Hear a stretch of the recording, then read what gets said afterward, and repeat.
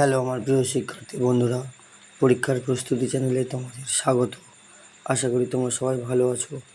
বন্ধুরা, আজকের আমি ভারতীয় সংবিধান থেকে 10টি গুরুত্বপূর্ণ এমসিকিউ এনেছি ব্যাখ্যাসহ, যেগুলো তোমাদের আপকামিং যে সমস্ত পরীক্ষাগুলো আসছে, যেমন WBCSC preliminary, group D, SC miscellaneous প্রভৃতি পরীক্ষাগুলোর ক্ষেত্রে খুবই গুরুত্বপূর্ণ হতে চলেছে। তো বন্ধুরা, চলো আজকের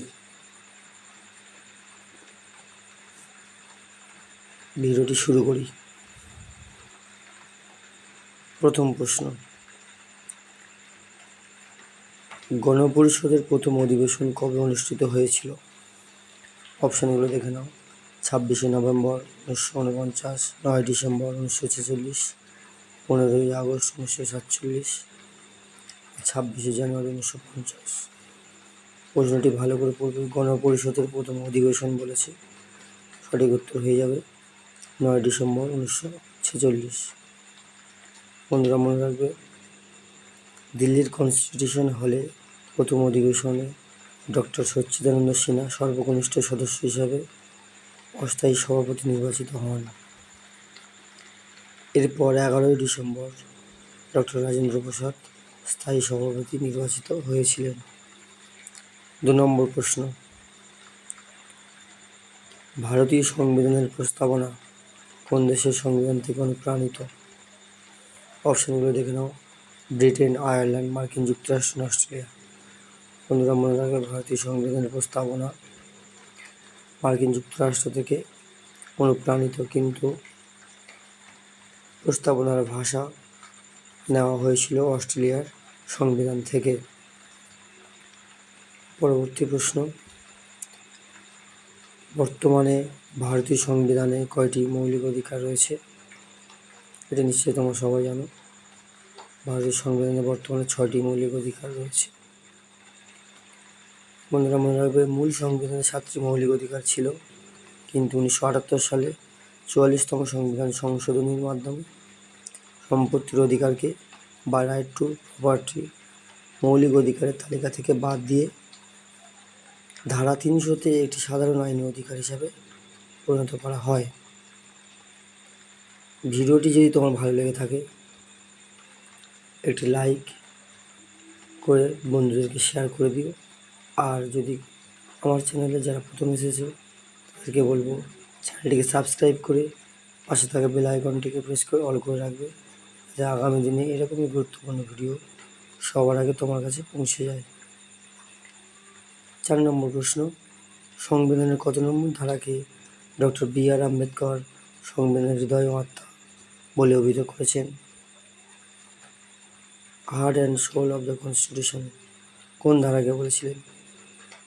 অপশানগুলো দেখে নাও। 14 নম্বর ধারা, 21 নম্বর ধারা, 32 নম্বর ধারা, 45 নম্বর ধারা। সঠিক উত্তর 32 নম্বর ধারা। বন্ধুরা মনে রাখবে, 32 নম্বর ধারায় রয়েছে সাংবিধানিক প্রতিবিধানের অধিকার। এই ধারার অধীনে কোনো নাগরিকের মৌলিক অধিকার লঙ্ঘিত হলে তিনি সরাসরি সুপ্রিম কোর্টের দ্বারস্থ হতে পারেন এবং সুপ্রিম কোর্ট 5টি রিট জারি করতে পারে। বন্ধুরা, বাইরে প্রচণ্ড বৃষ্টি হচ্ছে, বাইরের সাউন্ড ক্যাপচার করছে, একটু মানিয়ে নিও। পরবর্তী প্রশ্ন, নির্দেশমূলক নীতি ভারতীয় সংবিধানের কোন খণ্ডে বর্ণিত আছে? অপশানগুলো দেখে নাও। Part 3, part 4, part 4A, part 5। নির্দেশমূলক নীতি বর্ণিত আছে পার্ট 4। ধারা 36 থেকে ধারা 51 পর্যন্ত নির্দেশমূলক নীতিগুলো আলোচনা করা হয়েছে। এই ধারণাটি আয়ারল্যান্ডের সংবিধান থেকে নেওয়া হয়েছে। মনে রাখবে, পার্ট 3-তে মৌলিক অধিকার এবং পার্ট 4A-তে মৌলিক কর্তব্য রয়েছে। আমার গলা একটু বসা আছে বন্ধুরা, কয়েকদিন থেকে শরীর খারাপ, একটু মানিয়ে নিও।